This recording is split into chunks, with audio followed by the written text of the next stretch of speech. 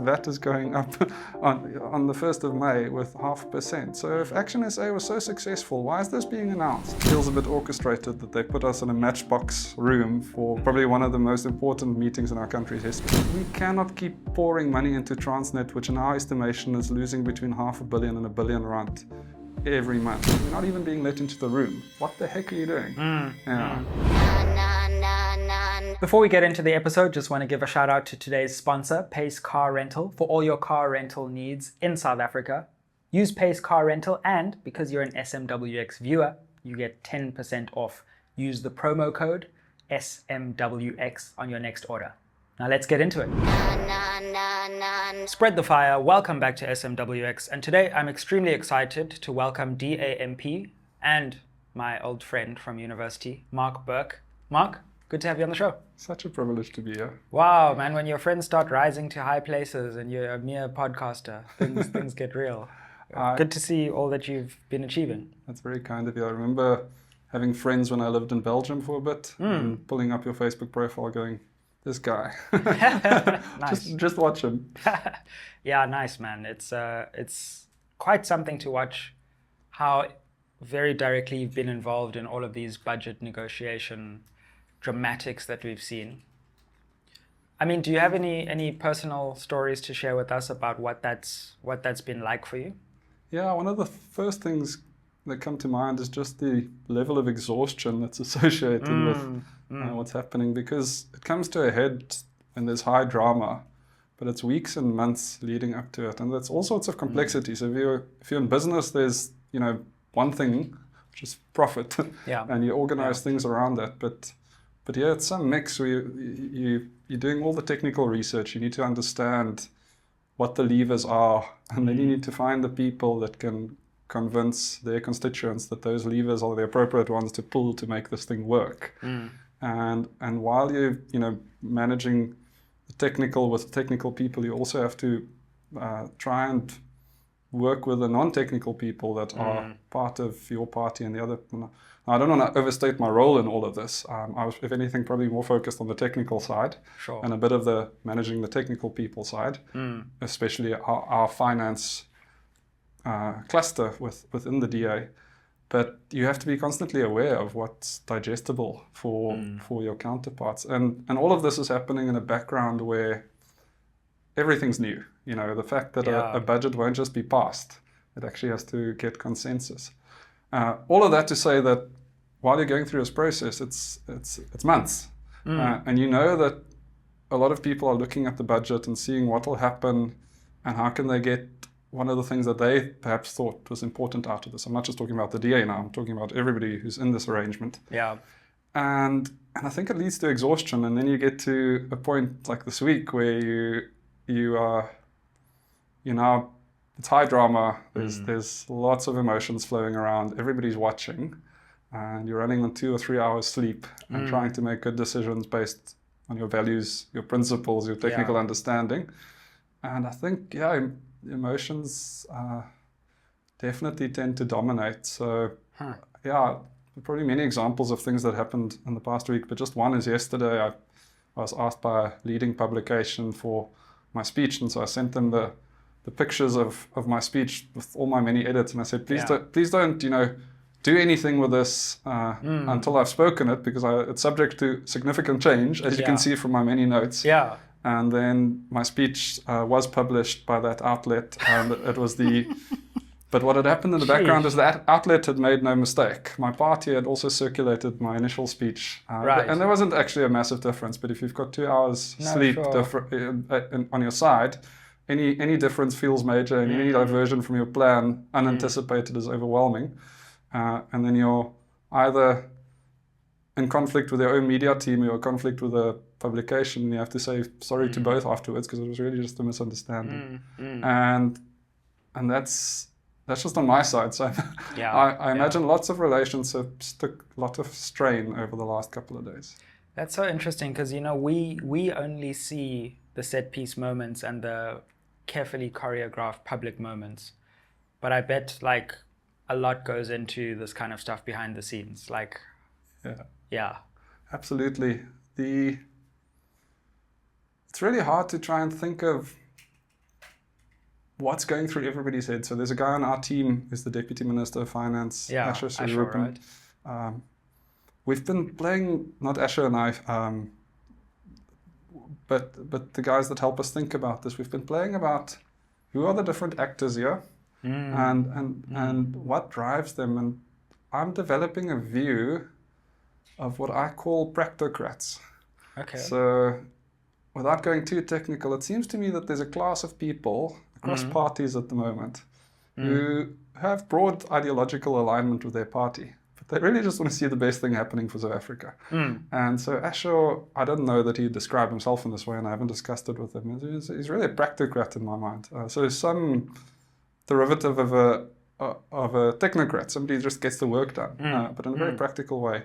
And so, you know, I think for Asher, he's sitting in Treasury, he's trying to work with the Minister of Finance as well as the Treasury team, trying to come up with a budget. But really, like, Asher is just a guy that put his hand up and tried to help the country. And I don't think he's that swayed by, you know, the political currents. If we could pass a budget that was able to invest in infrastructure and that was able to try and create an environment over time for business to succeed, employ people, and at the same time become a bit more efficient in how we spend, I think that would have been a really good outcome, And if you almost spent your life preparing in terms of qualification and experience to get to a moment where you can try and influence what's going to happen here, and then if you're the sort of practocrat type person, I imagine what's happened over the last couple of days is like really emotionally disappointing. I know for me, I've, you know, felt a sense since the vote yesterday, which came down to the wire. It was pretty close. We lost with 7 votes.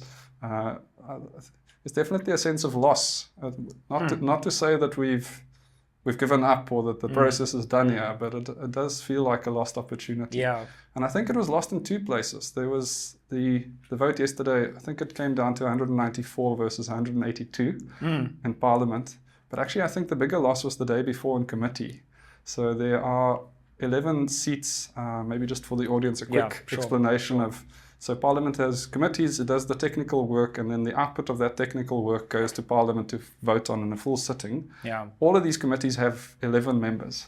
And based on the votes out of the last election, these seats are filled in committee. So the ANC has 4, the DA has 2, MK2, EFF 1. And then the smaller parties come to an arrangement and they appoint between them 2 each. So on the Finance Committee, where this report that effectively dictates the size of the budget had to move through, the 2 seats were filled by the IFP and Action SA. And I think that's actually where we lost this thing. I mean, it was a completely incoherent, non-consistent process that was followed. But it was as a result of the ANC lobbying Action SA and Action SA not legally, I think, understanding the implication of what was decided there. And so I think that's where we lost it. And it was so close, and I think there's disappointment associated with that. Yeah, sure. You know what? I think there's a certain sense of disappointment in the country at large, not even for those who are hardline DA supporters, but let me speak for myself. I am sick and tired of the ANC winning everything. When we just told them last year in an election that, like, we don't actually want you to govern if you look at the actual figures. And I don't get how they keep being able to maneuver to a point where they keep winning when the people have been like, the one thing we don't want is for you to keep winning. You know, so I would love to see a day, and I think that day is going to come at some point. I don't know if it's next week or next year, where there's going to come a moment where the ANC loses something. I don't know when that'll be. And okay, saying the ANC must lose may be a little bit dramatic, but the ANC will no longer be able to just steamroll its way through. And I'm quite shocked that they've somehow managed to keep doing that. Yeah, I think it's a bit of a Pyrrhic victory, if a victory at all. Even as we're talking about this, I'm just thinking of what winning looks like for them. I think what keeps happening here is short-term tactical moves might be being made. I think, for example, of how tenuous President Ramaphosa's position has become as a result of what happened yesterday. We came up with a very rudimentary little seat mapper to do our analysis of which seats would support. Okay. Please share. Absolutely. So we're looking at the mathematics both of what could happen in committees between the National Assembly and National Council, but then you read reports and you have conversations and you try and map as best you can what's going to happen, and while the debate's going on, you drag some people across. Yeah, exactly. Oops. When Musi announces to us that Bosso will in fact support this VAT-based budget, it's like, well, there we've lost 2 seats that we were hoping for. We had a conversation with the MK party. I say the MK party, we didn't speak to the MK party. As MPs, we spoke to MK MPs asking, how many seats have you got? Because what we're picking up here in the committee is that you're probably opposed to this budget. So just to be clear, the DA wasn't bilaterally engaging with the MK party, but MPs were engaging, and the answers were just so wacky. Some of them were saying there are 2 unfilled seats, we're good, at most 1 person will be absent tomorrow. And then yesterday, through the course of the day outside the tent, I was speaking to an MK MP, and I said, how are you looking on this? He's like, oh no, 9 seats are unfilled. I was like, wait, you don't know? Yeah. And so we go onto the parliamentary website, and that's not always updated. And it does seem to us then that, these guys have 9 or 10 unfilled seats. But this is just... Isn't it wild? I mean, the entire, not entire, but a massive part of the MK constituency is then unrepresented. Yeah, and I mean, it's in a political party's interest to fill the seats, both because they'll have the votes in parliament, but you effectively get another activist, part of our parliamentary calendar allows you to operate and function within your constituency some days of the week. So if you just looked at pure human resources allocated to your cause, you'd want to fill your seats so you can have people out in the communities doing the outreach work that you need. And so now you're going, well, my simulator has 400 seats, but I have to take 9 of them out. And all of a sudden we go from, being razor thin to actually there's a bit of a margin here. I mean, if we're being honest, if those 9 seats were filled, the vote yesterday changes quite dramatically, doesn't it? I think they won by 12, although if 6 seats flipped, or 7 seats flipped, we would have, so it was 194 to 182. Right. Had the MK filled those 9 seats, it would have been 194 to 191. And then it becomes very close. Yeah, and then you can start to use that leverage as well to say, hey, we just need 2 or 3 to come this side, or 4. It's not impossible. Or maybe some ANC MPs fall sick. But I must add something else, that by the point that the DA is relying on the MK to show up, things have gone wrong. Well, it's interesting, but we probably completely disagree on this, right? But I think it's quite sad that because MK and DA and EFF have painted yourselves, and you've both done this so far apart, that in some ways you've lost a bit of leverage against the ANC. And I think, I keep saying this, I know I'm like a minority of one, but I keep saying to my EFF and MK friends, when you strip away the rhetoric and all of that, there are some really reasonable people in the DA you can speak to. And I keep saying to my DA friends, if you strip away all the military fatigues and the red berets, there are some people in the EFF you can talk to. And I just think at some point, y'all are going to have to talk, unless you want the ANC to keep dictating everything. No, I think the ANC have been super successful at divide and conquer. Yeah. There was a committee member from the EFF. In fact, it wasn't a member, but Rule 185 of the committee rules indicate that you can attend any committee and you can participate. You might not be able to vote, but you can sit in the committee and you can have your voice heard. There was a EFF non-committee member who attended the committee on Tuesday, and so now Tambo is the gentleman's name. He's sitting next to me. He is a remarkably bright mind. Absolutely. I really respected the way he conducted himself. He really got to the heart of the matter in the course of the 9-hour marathon meeting. And actually, I think, in a way, at a few junctures, moved the conversation towards a more constructive place, even though he was as upset as I was about how inconsistent and incoherent the meeting was. Yeah. He was able to analyze what Action SA in their misunderstanding of the law was trying to achieve, and maybe just a bit of context of what happened in the meeting.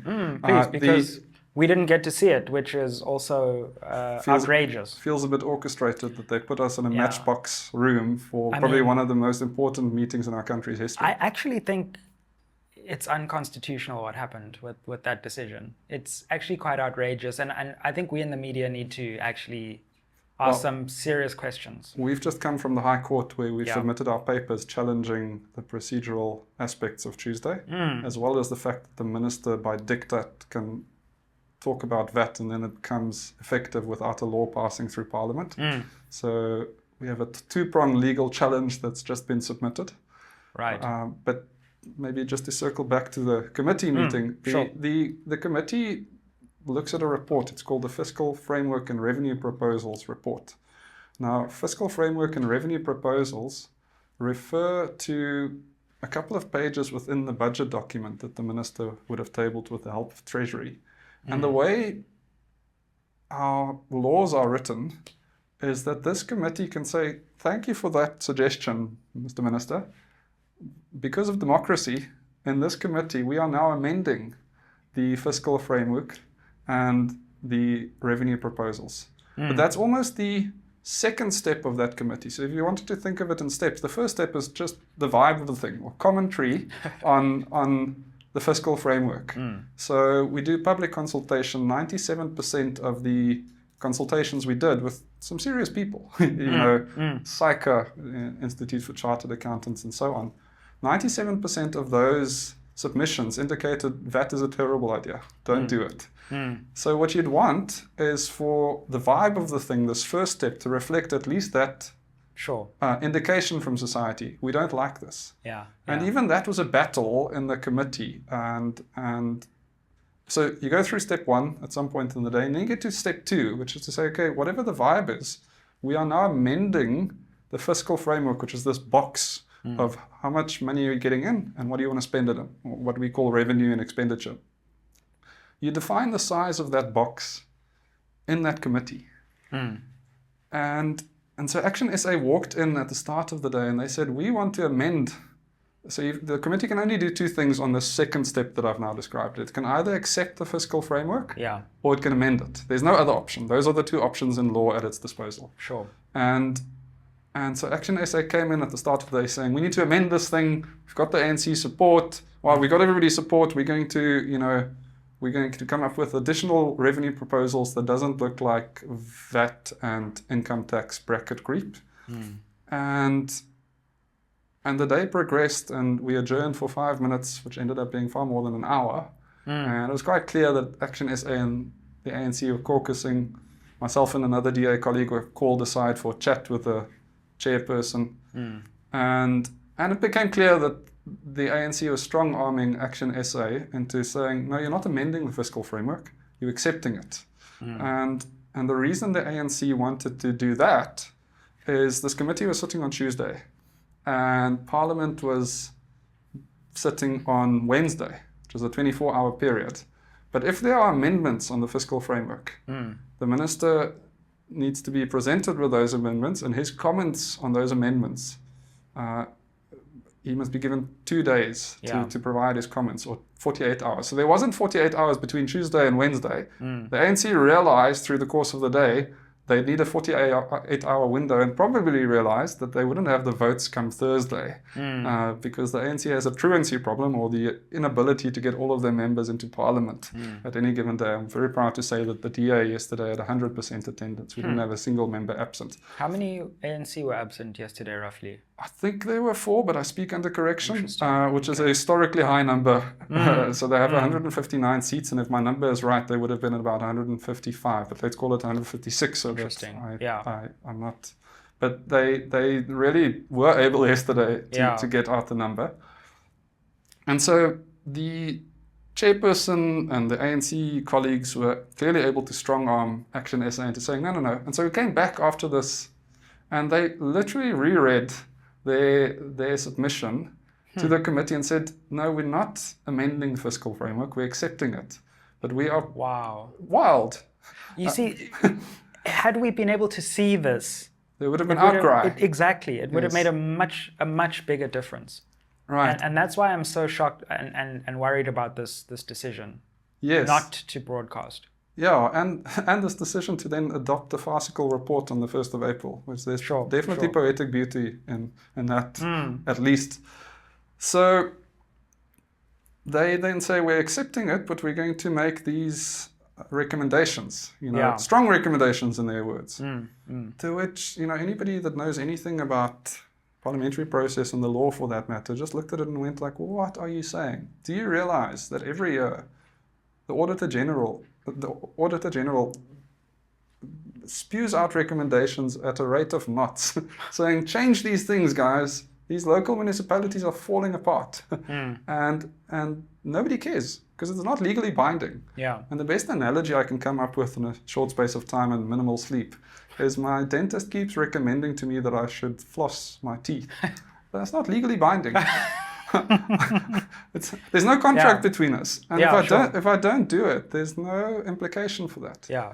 And so Action SA tried to sell South Africa for at least a period of time that, their strong recommendations have any value.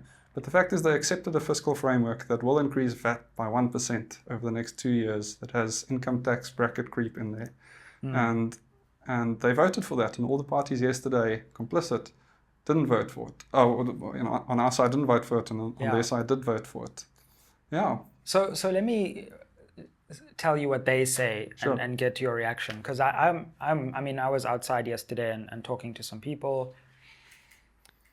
I'll tell you what I saw. The first thing I saw, which I've seen a lot in this work, is the political bubble just making people fail to see the outside world. And I'm so shocked at how many MPs don't realize how opposed South Africans are to this tax increase. I'm like, your job is to know what people think. And you don't seem either to know, and if you do know and you don't care, I'm even more worried. So I saw a lot of that yesterday. But a lot of the smaller parties who voted, because it wasn't just Action SA, Rise, Bosa, as you said, Action SA, they think the ANC is going to come to the table and they're going to revise this VAT increase. And they say that if the ANC doesn't do that in this month, then Division of Revenue and Appropriations, they can always come back later and say, we're going to stop you there. Yeah. What do you think of that? One has to almost manage your emotions so as to not lash out at the ridiculousness. The Mail and Guardian, which is actually reported on this issue above their weight class, as they ran a front page black print, and it just said the toxic tax. That's what it's become in South Africa. But I think the reason it's become that, if you dig a layer deeper, is in any functional democracy, and it's a broad word, and I know it's also now got some weight to this concept of democracy, but in any ostensible functional democracy, trust in government is almost like the one thing you've got to keep managing. Sure. Because if that falls apart in a democracy, like your enforcement mechanisms are always temporary. It's based on trust, much like a bank, actually. Sure. It's all got to do with the perception of reliability. And some surveys are telling us that trust in government now is at 22%. There's trust in the private sector, and I'm not saying the private sector is right. In fact, one of my missions coming into Parliament from the private sector is to say I'm so full of white-collar crime in South Africa, pretending like that's not part of the problem, or to quantify that, they keep almost more than 70% of the revenue every year. Sure. And it's not like South Africa is improving massively. So where's that going? Yeah. But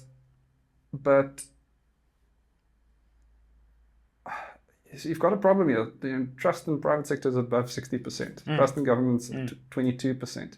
And then you're increasing tax. But South Africans are telling you they don't trust you anymore. Yeah. So by implication, they don't trust what you'll do with the money. Absolutely. And so I think that's what South Africans are, apart from the fact that South Africans are overburdened and cannot find work.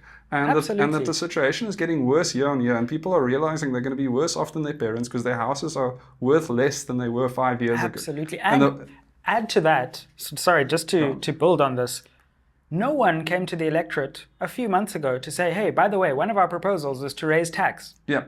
At least if you told us in advance, we could be like, okay, I know it's going to be tough. But then you reduce trust when you're like, this is our program. And then once the election happens, you're like, actually turns out our program is the exact opposite.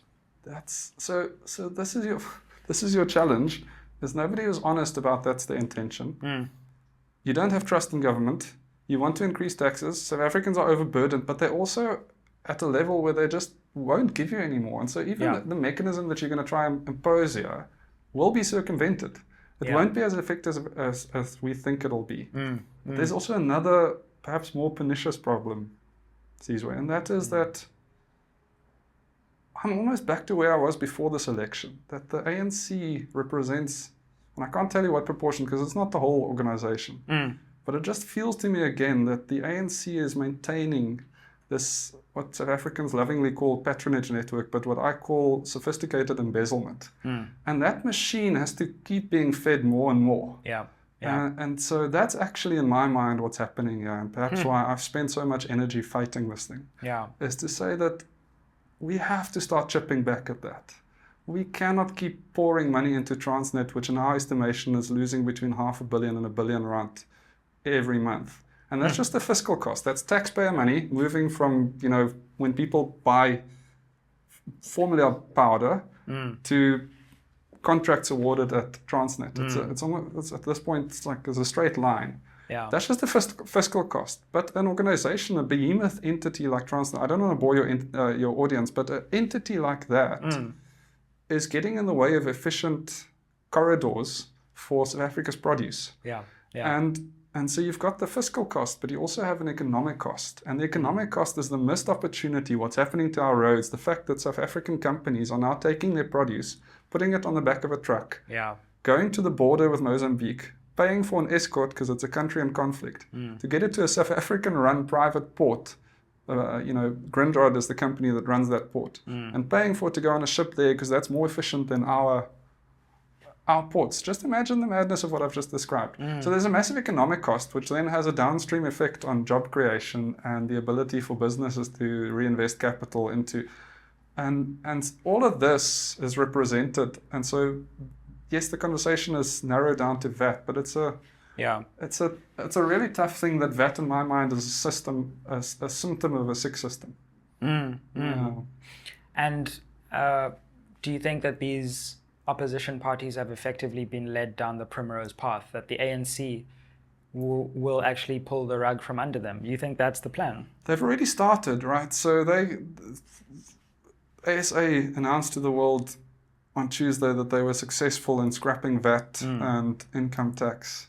And the minister said yesterday in his speech in Parliament that those things were just a recommendation that will be considered. And by last night, there was an official government tweet saying the main takeaways from yesterday's budget vote is that there will be a 0.5% VAT increase this year and another one next year. So it's not that they, are being led astray. They have been led astray. One of the things I've heard coming out of these smaller camps is that we didn't engage with them, and that's why they did. One, I don't think that's quite accurate. But two, I've been thinking of how, it's perhaps not the most generous way of thinking about it, but if I were to be a bit clinical for a moment, neither neglect or abuse is good. But if you had to pick, I think you would pick neglect. And we just didn't take a smaller party that serious, apart from the fact that we assumed that they would do the right thing for South Africa and not increase VAT. If we happen to not dial them in their estimation in time, it's simply because they're below the margin of error.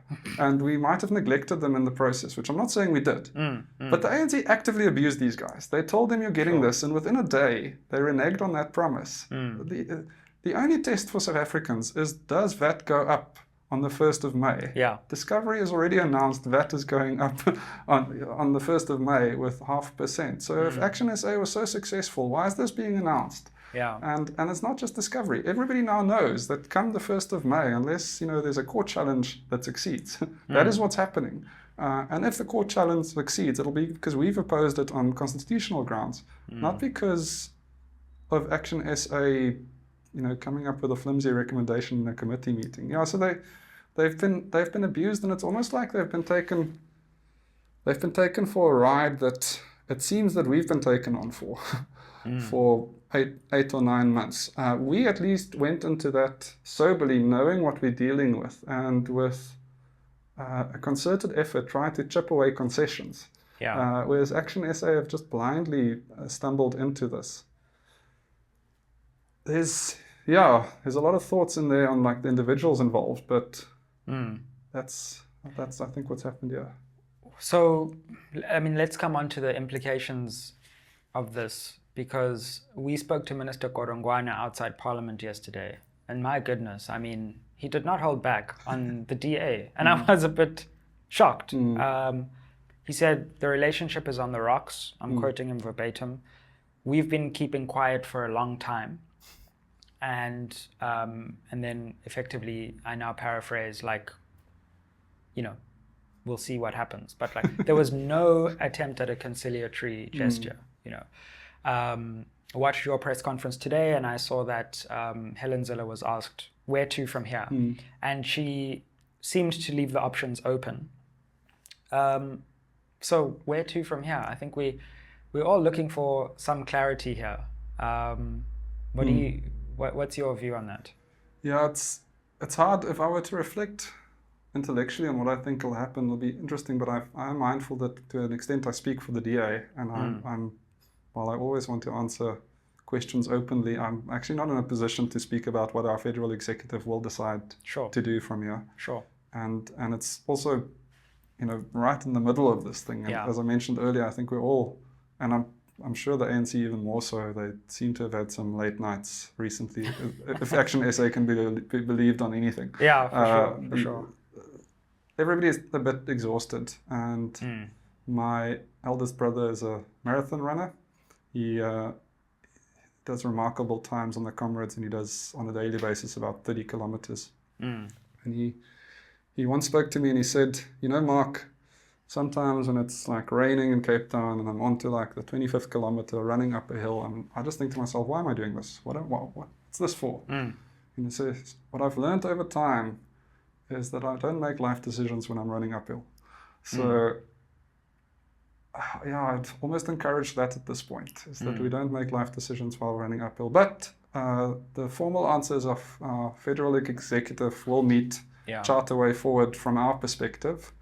I would also indicate that the minister, not just in your interview afterwards, but even in his speech in Parliament to the world, said you can't stay in a GNU if you didn't vote for the budget. So it seems to me that the ANC is angling to push us out of this thing.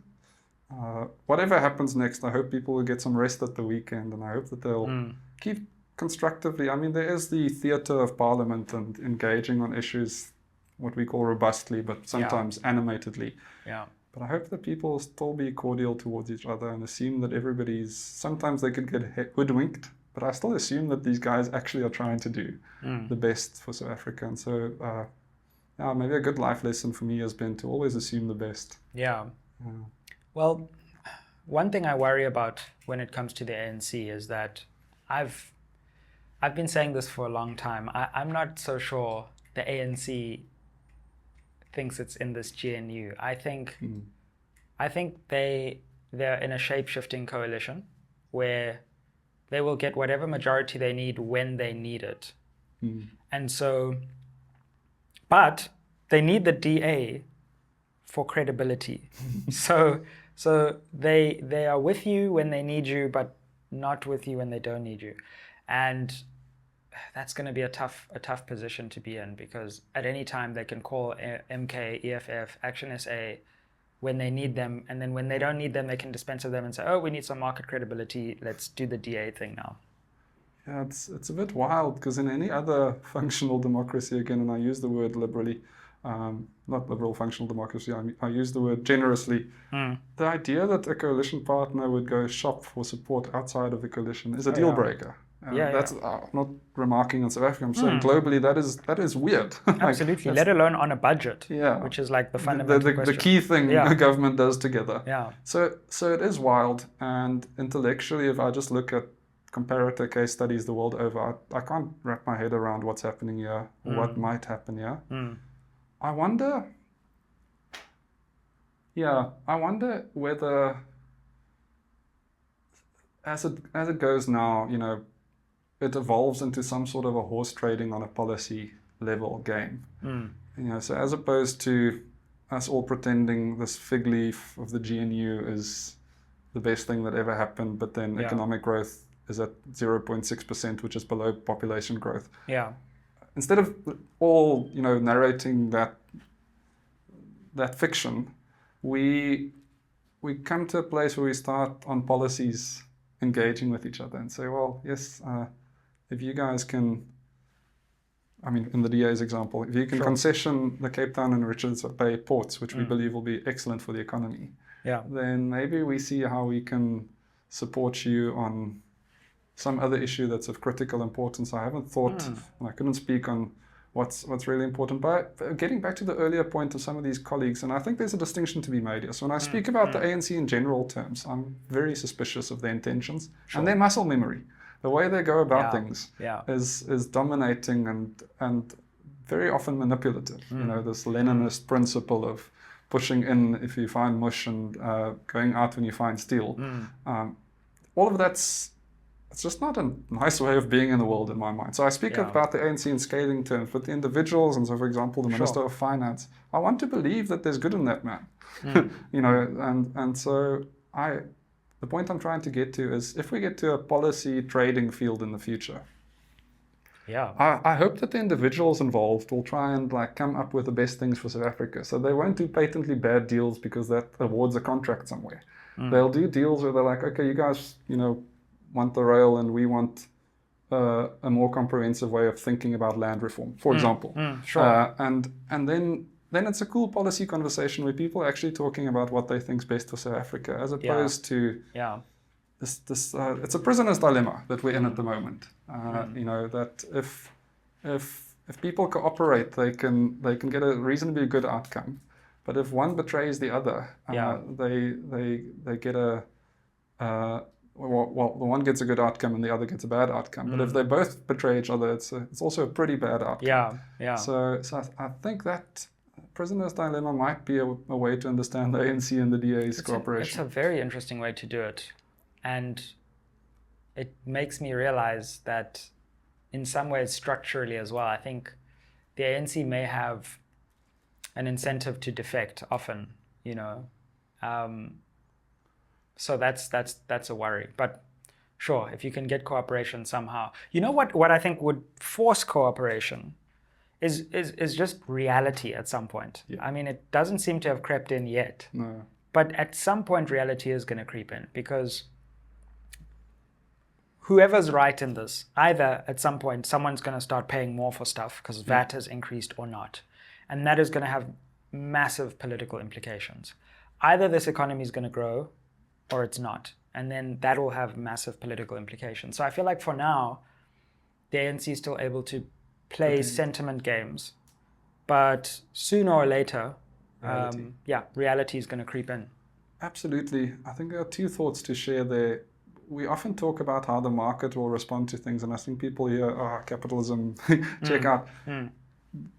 As I have it, the majority of our bonds, so what government issues to, effectively when government wants to lend money so that they can build things or pay for social services, then these bonds are issued. And what it is it says, if you lend us money now at this interest rate, 8% or 10%, we'll repay you over this period of time because we need the money now, much like a home loan. The market response, and just to be clear, these bonds, the majority are domestically held. Sure. It's effectively people like you and I trying to save for retirement, where our fund manager then says, hey, it's quite attractive to us to earn 12% on a government bond when we would have been able to earn 7 or 8% on a money market account with FNB. So, these are not actually those complex instruments. Sure. And what it represents is South African savings, some of it going towards government expenditure. When the ANC goes ahead and does crazy things, and things that make South Africans in the world go like, we're not sure that you'll be able to repay this money because you might not have tax revenue in the future because you've destroyed the economy. The cost of those bonds go up. And so that also forces reality. So you spoke a bit about VAT and South Africans responding in a particular way. But if the cost for government to acquire cash in the short term goes up, the markets, but effectively South African savers, will start forcing the ANC to confront reality, because every time they do it, it'll become more expensive and it escalates very quickly. True. And that's formally called a debt spiral. But practically, imagine every month if your interest rate on your home loan was 11% last month and now it's 15 and then it's 20 and all of 25%. So if Africans can do the math of like, what is a 25? Please don't say that. Yeah, right. But this is well, that won't necessarily happen to South Africans, but this is what will happen to government borrowing. For sure. So that's the first thought. The second thought is, my word, the individuals involved can be intoxicating. I mean, I went head to head with the ANC over this budget, and there was a moment about a week and a half ago where the president came out and he was addressing the media, and him and I made eye contact. We hadn't met up to that point. Him and I made eye contact, and he sort of smiled at me. That cheeky President Cyril Ramaphosa smile that wins you over in a moment. And then he came over to me, and we had a very brief conversation. And even though I've been quite hard hitting on this issue, I in that moment I found myself wanting to like him, knowing that I shouldn't, but wanting to like him. And so you're saying Uncle Cyril dribbled you, basically. For a moment. You won't catch me offside again, and luckily there was no implication to our conversation. But the point I'm trying to make there is these short-term games are being perpetuated by very charismatic people. Absolutely. But at some point, reality, whether it's South Africans protesting a VAT increase or the bond markets punishing government, it will catch up, and a smile will only get you so far. Yeah, so true. The danger for the DA is that, and I think this might be the ANC's plan, is that when reality catches up, they're going to say, yeah, but it was all of us all along, you know? And that could taint you. Of course, the flip side of that coin is that if things do start to turn around, then I think you are then able to say, hey, we played a role in that, or maybe the role in that. So it's high stakes. It's high stakes. I think in the limited areas where we have been able to get involved, I mean, I've just been, the audience might not know this, but I just came into politics, 9 months ago. Yeah, exactly. You're very new to Parliament. I still don't really think of myself as a politician. I think of myself as somebody who put their hand up and said, I want to come help. But I've just been, without like touting my party, it is an organization that has depth. There are systems. When I show up somewhere, there's 3 people and they've got good equipment and there's cameras and it's like, it's a thing, right? Sure. And it works. So I think one of the things the DA does well, which encourages me, is when they get into like roles, they start executing fairly early on. I think one of the challenges here is the roles we were given were limited.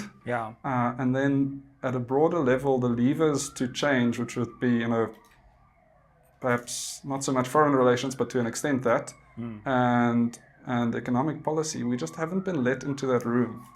And that assumes that if you can get into the room, you can accelerate the reforms needed quick enough. And even the DA, with its organizational depth, has rate limits. We can only get so much done in a space of time, but we're not even being let into the room.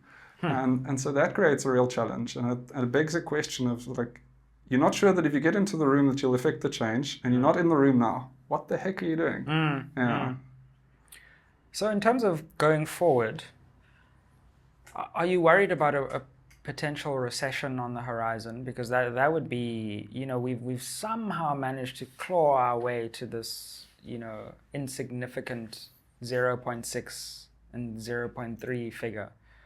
But we're actually teetering on the brink of recession at some point if we don't get our house in order. Now we've got tariffs on the way. we've got all this economic uncertainty, and then then really things start to look different. Yeah, I'd first say that deep down I'm an optimist, which is probably why I'm in politics at the moment in South Africa. That alone is a statement on my inherent optimism. So I don't want to go too far down the way of what could go wrong, because it just doesn't sit well with me. But if I were to be clinical again on the data, there were some estimates by serious people indicating that AGOA's effect wouldn't be that serious. So AGOA being this preferential trade South Africa's got with the US. That maybe up to 1% of GDP could be affected by this. But if your GDP growth is 0.6% and then the effect is as big as 1% of AGOA falling away. Now, just to be clear, AGOA is preferential trade, so it says you can send certain things to the US without it being taxed to a level of not being competitive. But the conversations at the moment coming out of the US, it's not just pulling back AGOA. It's punitive tariffs. It's increasing the.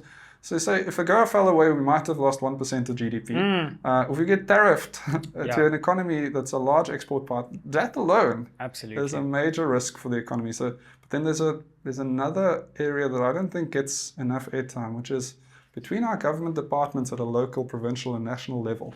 There's a ton of debt flowing around that's almost like unseen. So, a simple example would be some local municipality or there's a local municipality somewhere or a metro or something, and the province is renting a building from that municipality. And for years or decades, that hasn't been paid. So it's sitting on the books of the council as an asset. But there's no accompanying entry. Like, these guys have no intention to pay that. Like, it's a short-term expense that they haven't serviced as a province. And so if these things start unraveling, if some of the debt starts getting called, or Treasury starts becoming a bit more mature and says, well, we're not going to give you more money if that's your financial situation. I'm concerned that the economic effect of that will be at a scale that we haven't quite quantified yet. But all of that just sounds scary, and what I'm actually meaning to say is we need to get serious adults in the room to try and turn this thing around. And at the moment, it's all short-term games talking about things that are politically important but not socially and economically important. You've spent a lot of time clearly looking at the economy, looking at the fiscal position in which we find ourselves. Let's assume for a moment that perfectly rational beings with the best interests of the country sat around a table. What are you saying at that table that we need to do to get ourselves out of this economic rut, and maybe in the medium to long term on a real growth trajectory? Because we all know we could be there. We could be at 5. We could be at 10 if we did things wisely and with agility. How do we get there? Oh, so many thoughts. It's almost but in a lot of ways, it's an economics 101 lecture. Some of these things aren't rocket science to figure out. I would say, again, back to my earlier point of deep optimism. Under Mbeki, this economy grew sometimes 5 to 6% a year. It was the boom years. This thing was taking off. That's within us. We can do it. It's the Mbeki government's budget was, well, multiple governments have called multiple years budgets, but somewhere between 50 to 60% of the current budget. If you take that amount and you inflation adjust it, which is the process of, making it the same money. So if you say in 2025 money, those budgets were 50 to 60% of this budget. And the Mandela budget in 95 was a third of this budget, inflation adjusted. But if I speak to anybody, engaging them on their thoughts, they'd say to me, it just felt like Mandela and Burke were trying to do more for South Africa than government now is able to do for them. Absolutely. So we are in a place where we are very inefficiently spending public money. And I think you start there. I think you say this is the mechanism we have to serve society, and it has to be a lot more efficient than it is now. We've got evidence to tell us that it used to be a lot more efficient. I'm not saying it was perfectly efficient, but it was a lot more efficient than it is now. And so much brokenness, to capture all of it in one term, so much brokenness has crept into the system. Because there's two areas there. It's one, that if your spending is inefficient as a government, you have to extract, as we've explained earlier, that money from society or from the bond market. And And that has the effect of taking money out of the economy. So every rand that somebody spends on tax, they're not able to spend on building a house or doing something else of lasting value. But there's another problem, which is when we fund these government departments that have bureaucratic sprawl, they get in the way of things just getting done. Now you have to apply for this permit, and then you have to get that licensing, and often that also comes with some backhanded deal. You can't get stuff done because these government departments that's funded it with public money, its only job is compliance, and that compliance often goes broken, and the compliance takes the form of bribery and all sorts of bad. So you have this knock-on effect of sprawling bureaucracy that says, well, that it's actually getting in the way of industry. It's getting in the way of society advancing and reinvesting excess cash. So for me, it all starts actually at the budget. It sounds so academic and boring, but if we fix that, if we start saying, no, I'm sorry, your Transnet catered contract is simply not as important as people getting slightly better off year on year, being able to get good education and decent housing. Those things are more important to us. And shout as much as you want. Go ad hominem as much as you want. We don't care. That's the issue.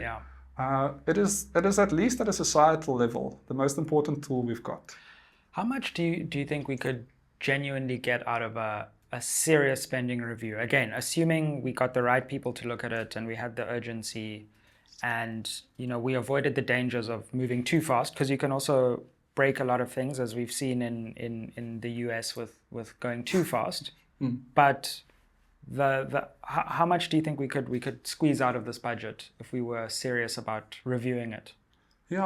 I think the term spending review is something that we've proposed, and we're very much in favor of that. But it's also, again, to the earlier point we had on the committee's recommendations. If what will happen, which is what often happens in South Africa, is that the outcome of that spending review is another recommendation, much like the Zondo Commission's recommendations, that are never implemented. So I think there needs to be, alongside a practocrat spending review, there has to be the political will and desire to say the outcome of the spending review will serve society.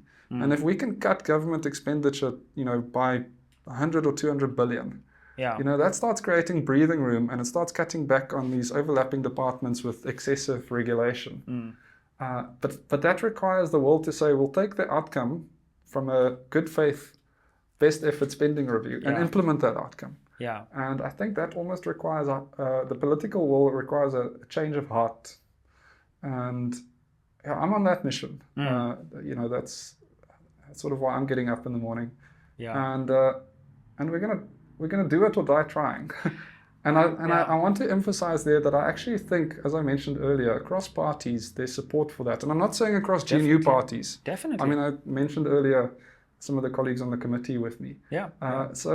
And it's also without making it about age, because I think people from all backgrounds can contribute. But I also sense amongst people in our peer group that they're keen to help out in any way that they can. Definitely. I mean, for one thing, we actually know how to send an email, and I'm not sure that everyone in that parliament is familiar with that technology yet.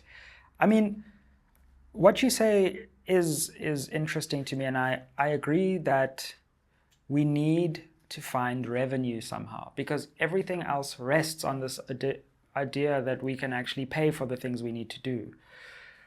I was talking to the MEC of Public Works in KZN, DA MEC there, and he said that the property portfolio of the province, I can't remember what it was something like 1,300 properties, and they had audited it for the first time and suddenly realized, like, we're the biggest property moguls in the province, and then once you do that, then suddenly you're like, okay, how can we rent these out? How can we sweat these assets, as it were?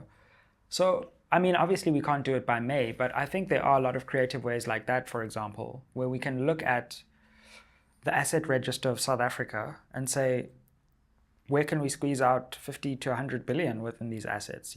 Well, firstly, let's know what we have, and then let's see what we can do with those assets. Absolutely. And again, you get to people who are committed can put their hands up. I've thought about this a lot, especially on we've got a Minister of Public Works for the time being.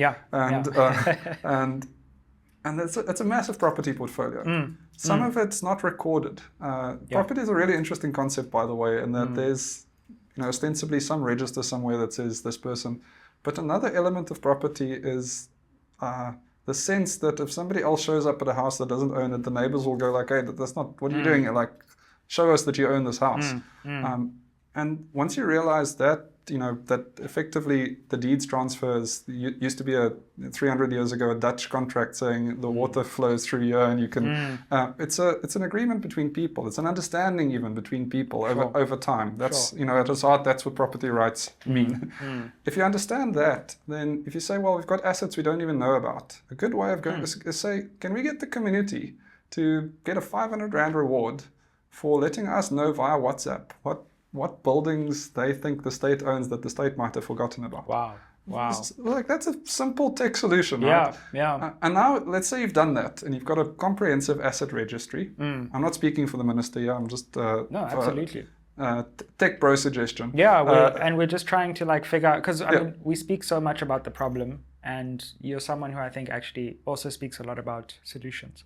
Yeah. So snap a picture, send it in, get your reward.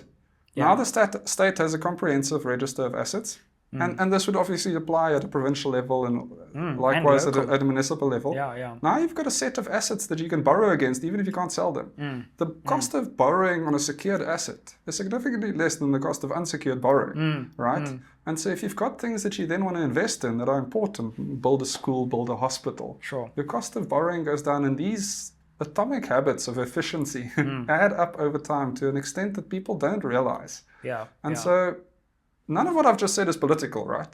Like everything I've just said is, how can we try and come up with solutions to help people? And I am optimistic that people are thinking in that way, and that they're open to thinking in that way, as opposed to being tainted by, old people that have been around Parliament for decades. And, if I'm the GNU and if I'm President Ramaphosa, I'm thinking like, we're going to put together over a short time frame, not 5 years, the best minds from all the parties to say, how do we find this revenue? And then you turn the problem into a solution, and the nation gets behind you. But now it's just like, well, we'll dig in our heels, raise tax, and then we'll see from there. There's two things I'll add there. The best minds can come intergenerationally, and I've seen the value of some steady hands that have been around long enough. But that's what they have to be.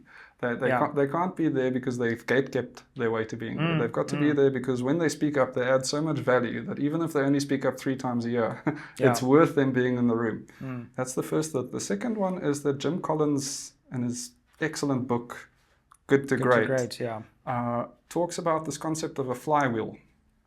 And what it basically says is you don't talk people into getting a flywheel turning. You start pushing this thing, and even if it makes a revolution at a rate of 1 revolution every 2 years, you start turning it. And by the time it's made 1 revolution, somebody goes like, whoa, this thing, it actually moves. And so the second person comes and they help you do it in a year. And then, 5 people join, because this is how startups operate, by the way. You just start doing stuff. People join you on that journey. And before you know it, the thing's got momentum, and you can step away from it and get another flywheel going. The principle that it's applicable there is for us to gain some momentum, to put some runs on the board, to show people, hey, so when you say we need to get the revenue, I agree, and I think there's money lying around all over the place. The compensation fund, there's money sitting there, and then the assets that we can lend against, and. But we need to get runs on the board to reestablish the trust on our spending side of the equation. What I'm not in favor of is austerity budgets that cut back on critical services. But we need to show South Africans that when we unlock revenue in these innovative ways, we also spend it responsibly and effectively. Like South Africa, as a government, South Africa Incorporated should be saying, if you do business in South Africa, when you do business with the state, you'll do it at a discount. But, you should. But at the moment, the state is overpaying by factors on procurement. So the state's not getting value for money. In fact, we're overpaying for silly, outdated concepts, and I think that needs to change. And so when you show the flywheel moving on the expenditure side, I reckon you get a couple of smart minds on the revenue side, and that's the rocket ship taking off. Mark, it's been great to have you with us. I hope we can chat further into your journey about some of these solutions, and all the best for the important role you're playing. Thank you so much. It's so good to be here. Thank you so much. Like, share, subscribe. Don't forget about our live event happening on the 25th of April. And drop us a comment down below with whether you agree or disagree with the things we said on this episode. What's your view on the budget? What's your view on these VAT proposals? And help us reach that next milestone of 250,000 subscribers. Like, share, subscribe. Aye. Fam, just want to give a shout out to 2 incredible partners who have helped make this podcast possible. First up, a massive thank you to Curiosity Cape Town for providing us with top-tier accommodation while we were in the city. They also gave us the stylish studio from which to shoot. Also, a massive thank you to Pace Car Rental for supporting us with transport during our time on the road, getting us to the key interviews and covering all the important events. So, if you're ever in Cape Town next time, check out Curiosity for your accommodation. And if you ever need a car rental company, you know, as an SMWX subscriber, you need to show love to Pace Car Rental. Aye.